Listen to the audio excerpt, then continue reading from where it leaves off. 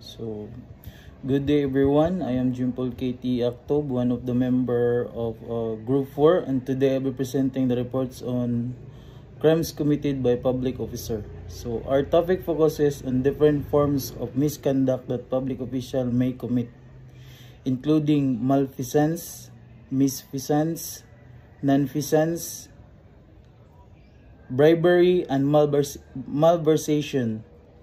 So these are the facts that violate the trust of the people and the integrity expected from government service. So,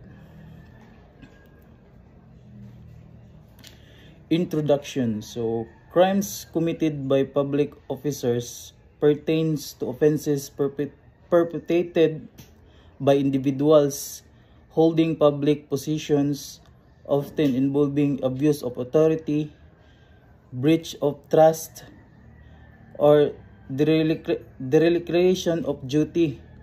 So in the Philippines, such as addressed under various laws including the revised penal codes and special statutes that like anti-corrupt practices in Republic Act 3019, underscoring the imperative of accountability and integrity of the governance. So, objectives. Understand legal framework, grasp laws governing public officers' conducts and liabilities. Number 2, promote accountability. Highlight importance of holding public officials accountable for misconduct. So number 3, analyze impact of governance. So recognize effects of such crimes on public trust and government efficiency. Number 4 is identify prevent measures or explore mechanism to deter offenses by a public officers. And number 5, examine penalties and consequences. Study sanctions for crimes committed by officials. So, in my part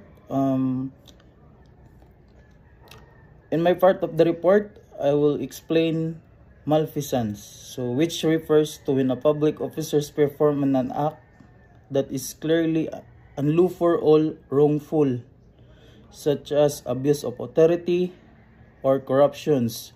We'll also look at an example penalties under the law and its impact on good governance.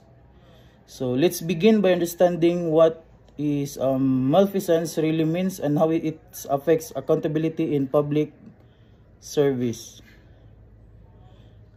So malfeasance is the commission of an act by a public officer that is unlawful or wrongful. So it refers to do something that a public officer should not do at all. So often involving abuse of authority or corruption. So it's one of the 3 kinds of feasance. So there are 3 kinds of feasance, which is malfeasance, my report, misfeasance, nonfeasance, to be reported by the next reporters. So the examples of malfeasance by public officers is a police officers planting evidence to falsify, accuse someone. So example is the example of this is bypass operation. So after arresting a suspect, an officer slips narcotics into the suspect's pocket or bag and then discovers the drugs during a search.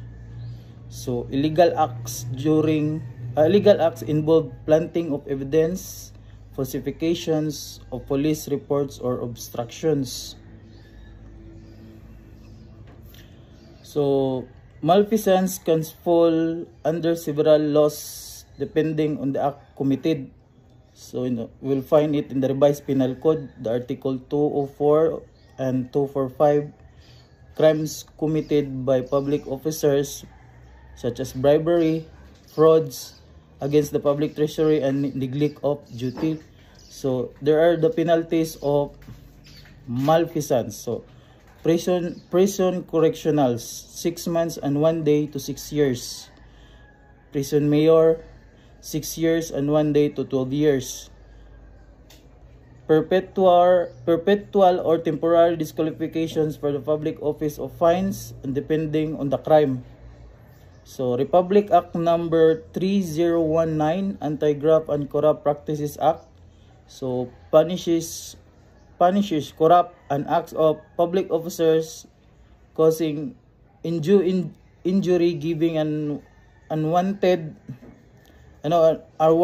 benefits, receiving bribes.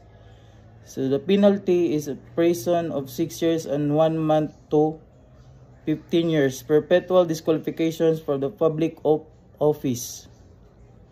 So let's go to definition of terms. So malfeasance, the commissions of unlawful or wrongful act by a public officer. So it means doing something that it should not be done at all, such as an abuse of authority, corruption, or planting false evidence.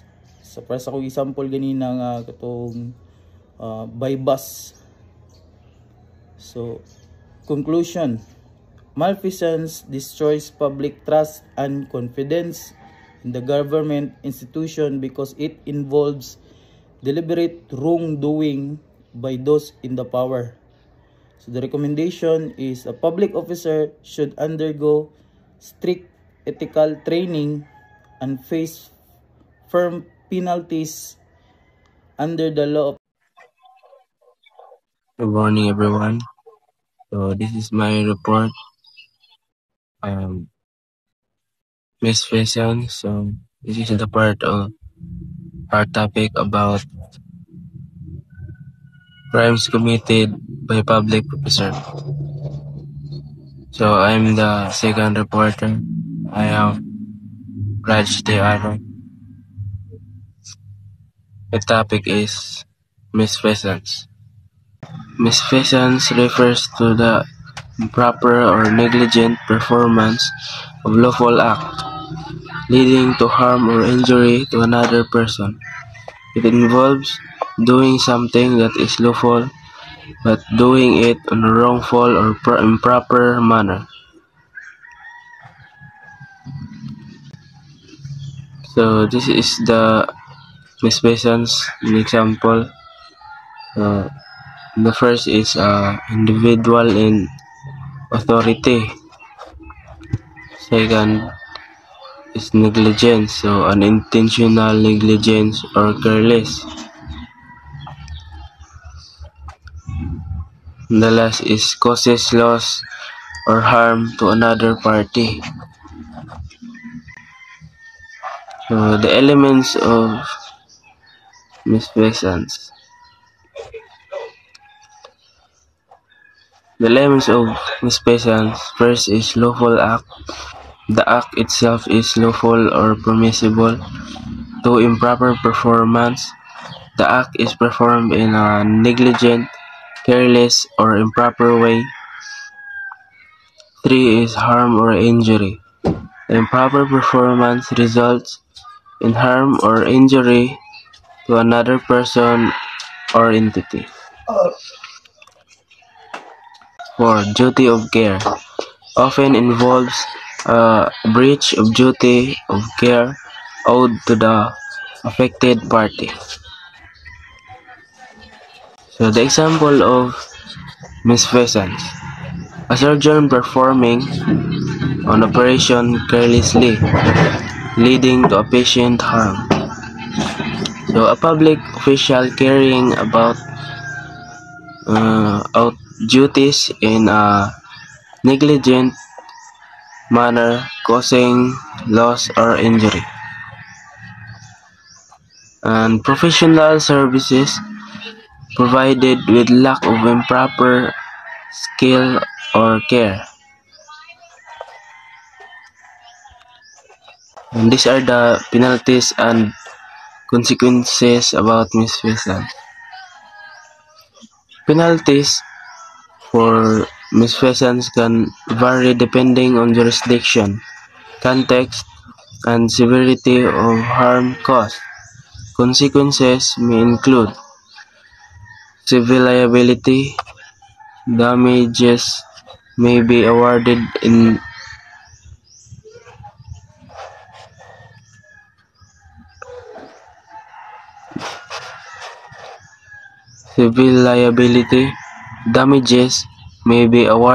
tort law for harm caused by misfeasance. Professional discipline. Professionals like doctors, lawyers might face disciplinary action from regulatory bodies. Administrative sanctions. In public service or employment context, disciplinary action might apply. The last is compensation. This is the liability. Next is the compensation.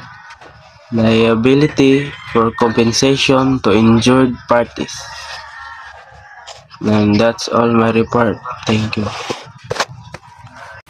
Good evening, ma'am. I am Giovanni G. Batutay, and this is my report in the Group 4, the non-feasance related or under the crimes committed by public officers. So, non-feasance refers to the failure to act when there is a duty to do so, leading to harm or injury to another person or entity. So, elements of non-feasance. There must be a legal or official duty to act in the circumstances. Number 2, failure to act. The person fails to perform the required act. 3, harm or injury. The failure to act results in harm or injury to another. Then number 4 is causation. The harm is a direct consequence of the failure to act. So, ginaingon diri nga non-feasance refers to the failure to act when there is a duty to do so, leading to harm or injury to another. So, kani siya nga violation is kanang committed gini siya kay atong topic is crimes committed by public officers, makumit ra gid ni siya sa mga public officers. So, kani siyang act is pag-ingon diri nga failure to act, kanang imbis mo'y dapat nimong buhaton or mo'y buhaton nimo, dili nimo mabuhat. Like for example, you are a fireman. You're a fireman. Nya naisunog. Then imbis nga muadto ka kay mupalong sa sunog, wala nimo giadto. Nara ka didto sa inyo ang opisina, wala nimo giadto. So failure to act, no. So makahimo siya harm or injury to another person or entity. Nang nasiyay cause and effect ba nga tungod sa imong act nga wala na buhat or tungod sa wala nimo pagbuhat ana nga act na ay napahamak or na daot or na injury nga lahi nga persons. Then ang iyang una nga ang iyang first nga elements, there must be a legal or official duty to act in the circumstances. So ang iyang first act is first element is kinahanglan ga-duty siya. So on duty siya. Anang dili nimo mabuhat nimo nga crime kung wala ka ga-duty. So o ga-duty ka ana nga time nyo nabuhat nimo ni, so ikaw is liable sa imong act nga nabuhat. Then number 2, the person fails to perform the required act, no? Sa gikaingon po lang ganiha nga fails no, wala niya nabuhat ang dapat buhaton, na fail siya sa iyang ang gigampanan unta nga trabaho. So dayong number 3, harm or injury. A failure to act results in harm or injury to another. So tungod sa wala nimo pagbuhat adto nga butang or nga trabaho, naka-cause na noon siya og harm og injury sa uban. Then causation, the harm is a direct consequence to the failure to act, no? Direct consequence dayon siya, kanang naadud siya consequence dayon, diha dayon makita ang ang consequence nga nga resulta sa wala nimo pagbuhat ana nga act. Then arita sa examples of non-feasance: a lifeguard failing to rescue a drowning person when duty bound to act, no? Lifeguard nga kuan kanang wala naka-rescue kay gatan-aw ra og lahi nga talan-awon, gatan-aw ra gapanti didto nya nana di ay nalunod sa pikas nga talan-awon. Then number 2 is a public official neglecting to perform or required official duty causing harm. Then atong ikatulong nga example is professional failure to act when there's a duty of care, medical, legal, or legal context, no? Pwede gihapon ni siya kay public officer, manggihapon ang mga doctors, nurses na medical sa mahimutang siya sa medical nga kuan nga parehas anang uban nga kuan dili mo kuan accommodate dayon sa nagdaot nga dili dayon ma-cater na ay posibilidad nga maka-cause siya harm or injury, like imbis unta masalbar tong iyang kinabuhi, pero tungod sa imo ang failure to act na kabsa na og kinabuhi, like, mga inana nga instances. So penalties and consequences. Penalties for non-feasance vary depending on the jurisdiction on the context. The civil liability may lead to liability for damage in tort law if duty of care is established and breached. Administrative sanctions. Public officials might face disciplinary actions for neglect of duty. Then professional discipline. Professionals may face action from regulatory bodies for failure to meet standards. Then criminal liability in some cases depending on the stages and gravity of neglect. So nagadepende na siya sa jurisdiction sa kuan, like in the Philippines jurisdiction sa atoang crime nga na-commit. Okay. Then mo siya oy kalainan sa malfeasance, misfeasance, and non-feasance. So, ang malfeasance this is when someone is intentionally doing something that illegal or wrong. No? Ang malfeasance is kanang aware gid ka sa imo ang sala ba nga sala ni akong buhat, or kanang violation na maka-violate kag kuan law sa imong gibuhat, like pangungutong, kanang mangayo ka og kwarta sa kuan illegal way na yung mga inana. So mahimutang na siya nga kuan nga malfeasance. Kay intentional man imo nga gibuhat siya, intentional nga na kay kuan, na kay desire nga kuan bisan sayop siya. Yung misfeasance is when someone does something legal but in the wrong way.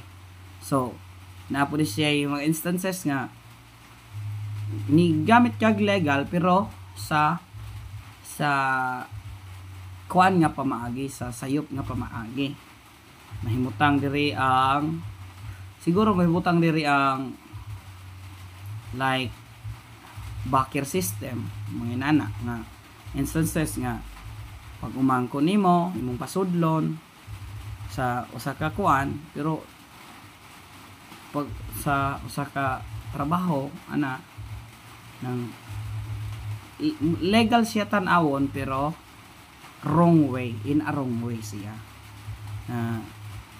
na dili dapat unta in adtuon pagproseso, no?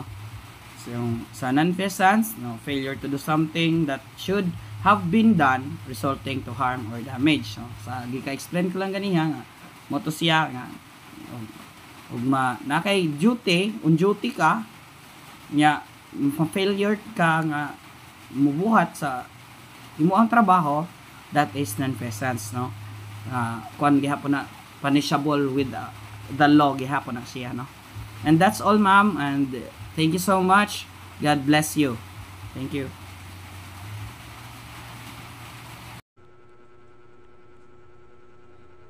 Good evening, everyone. This is my report. It's all about malversation. Definition, elements, and legal implications. Introductions. Malversation is a crime committed by a public officer who is accountable for public funds or property but misuses, misappropriates, or allows others to take them. It violates public trust and undermines government integrity. Ang punto ni ma'am is kung ang public officer is natabol nga mugunit sa public funds, like government or like mga barangay officials inana, or mga contractor ana siya ma'am. Definition, legal basis, malversation, Article 217 Revised Penal Code of the Philippines. Any public officer accountable for public funds or property who appropriates, takes, misappropriates, or through negligence permits another person to take such funds or property.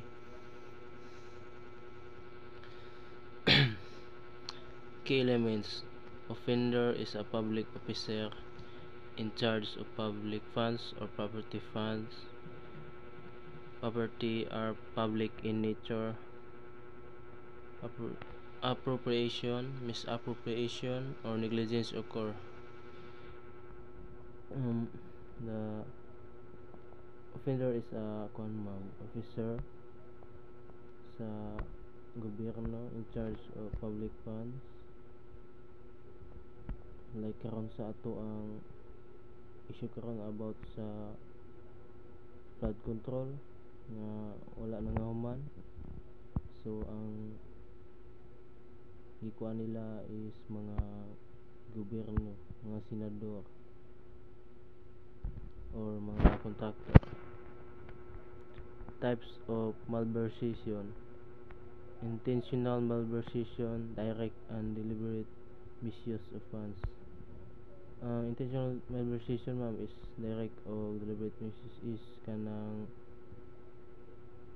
wala gi gamit ang pundo nga kwarta, ang kwarta nga para sa flood control wala nagamit kay ilang gikurakot. And technical malversation, public funds are applied to public use other than the purpose for which they were intended. Technical malversation ma'am is applied to a public use, ma-apply kini sa kuan sa public o ubang purpose. Example, government funds for personal expenses, allowing shortage or lost public money due to negligence applying school budget to build educational project. Ang example niya ma'am is kuan ma shortage og kwarta o wala na ikapahimo og ubang project tungod sa pagkurakot sa kwarta. And penalties, Philippines, imprisonment depending on the amount, malverse, perpetual disqualification from public offense, obligation to return the misuse funds related definitions. Mapreso sila depende sa amount na kurakot nila sa Pilipinas. Appropriation is taking something for one own use. Kanang kuan ma'am nang gikuha nga ting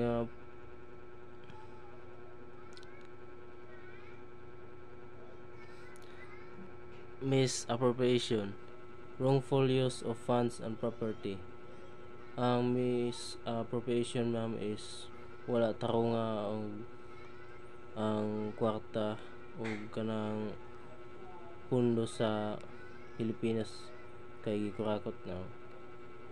Accountable officer, a public officer entrusted with custody of control of public funds.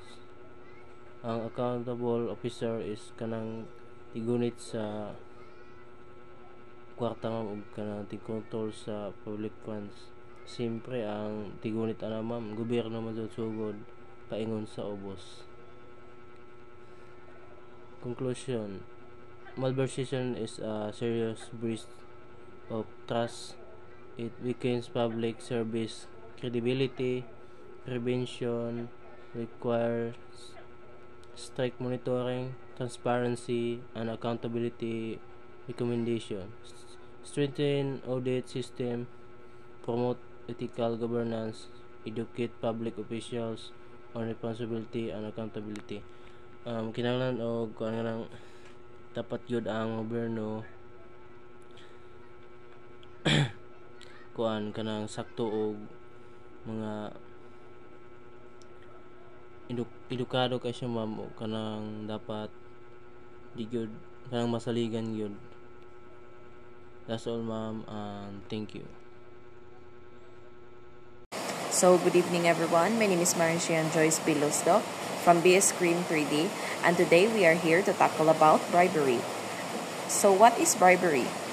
Bribery is the act of offering, giving, or receiving or soliciting something of value such as money, gifts, or favors or services with the intent to influence the actions or decisions of someone in a position of power or responsibility. It is considered illegal and unethical because it undermines fairness, honesty, and trust. For example, is paying a government official to permit a pastor or giving a judge money to rule in your favor. So these are the crimes committed by public officers. Bribery. So the first type of bribery is direct bribery, which is stated in Article 210 in the Revised Penal Code. A public officer is guilty of direct bribery if he or she agrees to receive or actually receives a gift, present, or benefit in connection with the performance of his or her official duties, either to commit an act constituting a crime or perform an act not consulting a crime but unjust or improper, or is refrain from doing something that he or she is bound to do. And the next example is a traffic enforcer accepts 500 pesos in exchange for letting a motorist go without issuing a ticket. So the next type is the indirect bribery. It is stated in the Revised Penal Code that a public officer is guilty of indirect bribery if he or she accepts gifts or benefits offered to him or her by reason of his or her office, even without asking for it. For example, is a contractor gives a government engineer an expensive watch because he is in charge of simply approving. So next is the qualified bribery. It is stated in Article 211A in the Revised Penal Code.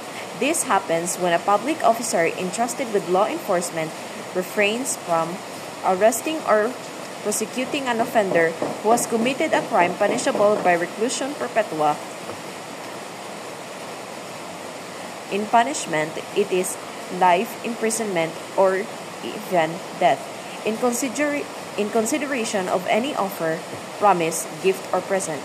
For example, is a police officer refuses to arrest a known murderer because he was paid off. And the next one is the corruption of public officials.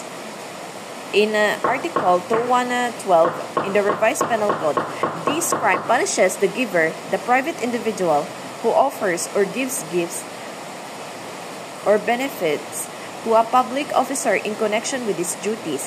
For example, is a businessman gives money to a government officer to approve his permit faster. In summary, direct bribery is when the officer asks or agrees to receive for a specific act. Indirect bribery is when an officer receives gifts by reason of office even if not asked. The qualified bribery is the officer refuses to enforce law on serious crimes because of a bribe. And lastly, the corruption of public officials in which the private individual who offers or gives the bribe. That would be all for my topic, and thank you so much. Good day, sir. My name is Julius Sartin, and my topic report is abuse or neglect of duty. Abuse of duty, misconduct or malfeasance. Performing an act that the person has no legal right to do, such as acting without authority or exceeding one's powers. Oppression, abusing power typically in a cruel or unjust way. Misconduct, example of theft or fraud, assault or physical altercations, sexual harassment, insubordination, or refusing a lawful and reasonable instruction, serious damage to the company's reputation or finance. Malfeasance, intentional conduct that is unlawful or wrongful. Malfeasance involves a deliberate act that is illegally and morally wrong. Neglect of duty, simple act of simple neglect, a failure to give proper attention to a task due to carelessness or indifference. Gross neglect, a more serious, flagrant, and conscious disregard of one's duty, often involving a thoughtless indifference to consequences. Key difference.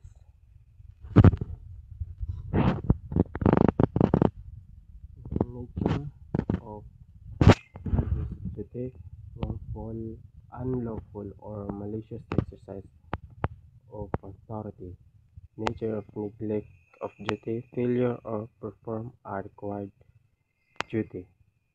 Intent of abuse of duty often involves a wrongful or malicious intent. Intent of neglect of duty can be due careless indifference or a conscious disregard of duty. Classification of abuse of duty. Classification as misconduct or malfeasance. Classification of neglect of duty. classified as simple or gross neglect. And that's all, sir. Thank you. Good day, ma'am. My report is all about misuse of public funds or property. Introduction. Misappropriation of funds and property is a serious issue that affects various sectors from government to private organizations. Understanding its causes, consequences, and prevention methods is crucial for maintaining trust and financial integrity. Objective. The objective of this discussion is to provide a detailed overview of the misuse of funds and property, including common examples, legal consequences, and preventive measures. It also aims to offer practical recommendations for addressing and mitigating the risk associated with such misuse. Understanding misuse of funds and property. Misuse occurs when funds or property are used for unauthorized purposes, whether for personal gain or other unapproved uses. This can include diverting funds for personal use, using public money unlawfully, or using funds to benefit family members. Examples of misuse. First, embezzlement. Taking money for personal use instead of its intended official purpose. Second, fraud.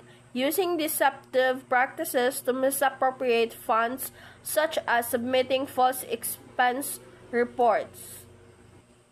Third, misappropriation of assets. Illegally using business assets like inventory and company equipment. Fourth, money laundering. Processing illegally obtained funds to conceal their origins. Last, trade secrets misappropriation.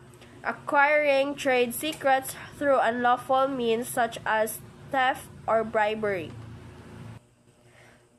Penalties for misappropriation. Legal consequences can include imprisonment, fines, and restitution, varying based on the amount involved and jurisdiction. A conviction can also lead to difficulties in finding employment and damage to one's reputation. Defenses against misappropriation charges. First, lack of intent. Demonstrating no intent to misuse funds, often due to honest mistakes. Second, proper authorization providing the use of funds was authorized by the relevant authority. Accounting errors. Showing discrepancies were due to simple accounting mistakes rather than intentional misconduct. Lack of knowledge. Proving unawareness of the misuse of funds. Entrapment. Showing coercion by law enforcement to misappropriate funds. Preventing misappropriation. First, implement strong financial control, separate financial duties, and regularly audit records. Conduct employee training. Educate employees about policies and penalties for misusing funds. Establish reporting mechanism. Create anonymous channels for reporting suspicious activity. Periodic inventory. Conduct regular checks of physical assets to ensure they are present and properly used. Recommendations for addressing misuse. Secure financial records. Restrict access to involved property, funds, or money to prevent further misuse. Conduct internal investigations. Form a trusted team to review employment contracts, policies, and interview relevant personnel.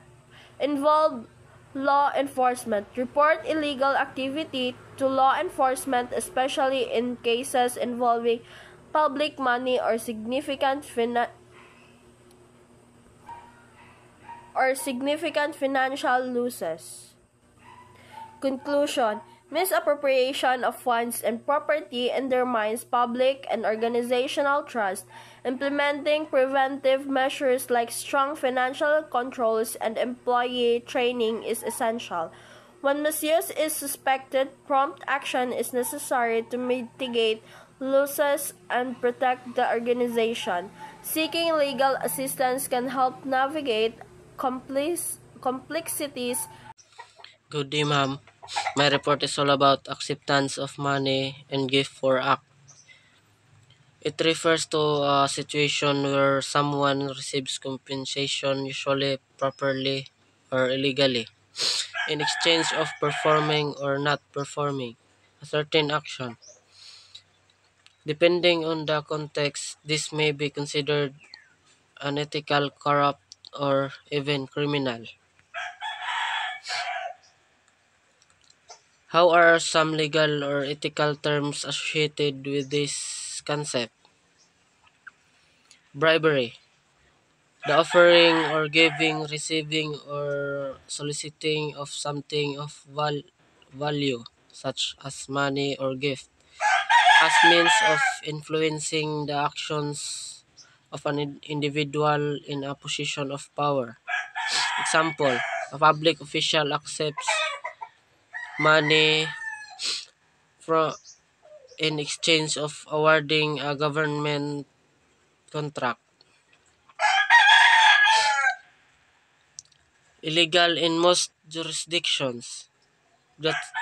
Gratuity. Illegal gratuity is a gift or payment given after the act has been done, as a reward or thanks, especially to a public official. Different from bribery in that there's no explicit agreement beforehand, but it is still often considered unethical or illegal. Example, a contractor gives a city inspector an expensive gift after passing an inspection. Kickback, a form of negotiated bribery in which a commission is paid to the bribe taker as a quid pro quo for services rendered. Often seen in procurement and contract fraud. Example, a vendor pays a portion of a contract fee back to the official who awarded the contract.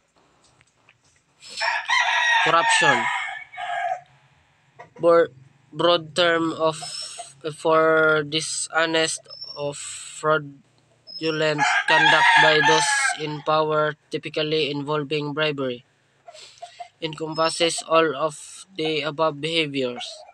Conflict of interest occurs when a person in a position of responsibility accepts gifts or money that could compromise their impartiality. That's all, and thank you.